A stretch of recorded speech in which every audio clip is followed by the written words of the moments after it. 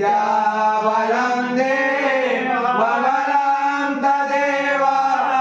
लक्ष्मीपतितेन्द्रियुगस्मरामि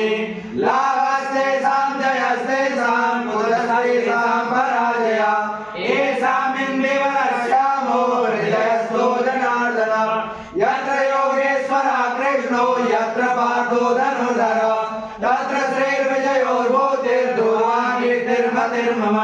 अनन्याश्चिन्तयन्तो मां ये जना पर्युपासते तेषां नित्याभियुक्तानां योगक्षेमं वहाम्यहम् तस्मै सकलकल्याणं भाजनं यत्र जायते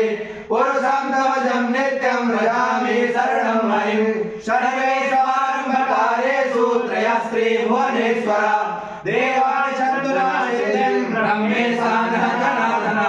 विश्वेशं माधवं दण्डिं दण्डपाणिं च भैरवं वन्दे काशीं गुहां गंगा भवानी मणिकर्णिकां वक्रतुण्डमहाकाय सूर्यकोटिसमप्रभा निर्विघ्नं कुरु मे देव सर्वकार्येषु सर्वदा